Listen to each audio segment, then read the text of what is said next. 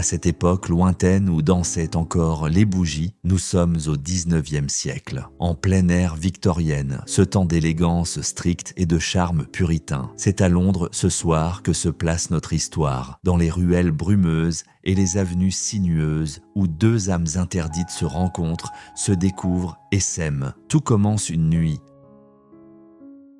Un jeune homme, un artiste au regard mélancolique, jouait du piano dans le coin sombre d'un bar de quartier, un lieu où même l'air semblait imprégné de bière et de résignation. Les habitués, accoudés lourdement au comptoir, ne prêtaient plus attention aux mélodies. L'ivresse avait endormi leur sensibilité. Le pianiste, déchu d'une honorable famille anglaise, ne jouait pas pour eux par passion, mais par nécessité. Bohème malgré lui, il lui fallait bien gagner de quoi se nourrir. Et si les harmonies de Chopin ou de Schumann n'étaient que bruit de fond, ici, elles suffisaient à payer son modeste dîner.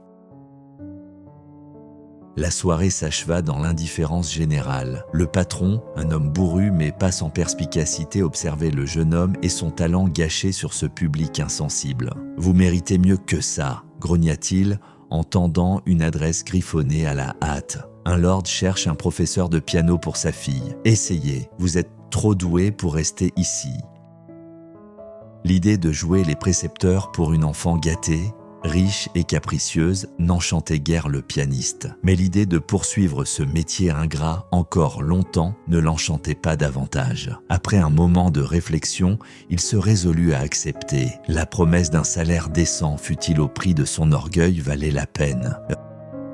Rentrant chez lui à pied, il leva les yeux vers la lune, pâle souveraine de la nuit, comme s'il espérait y lire un avenir plus radieux. Il vivait dans un de ces appartements d'artistes où la lumière tamisée des bougies semblait danser avec le froid des murs nus. Là, sous les poutres usées et au milieu des esquisses et des partitions éparpillées, régnait une atmosphère étrange, faite d'effervescence créative et d'un désespoir silencieux.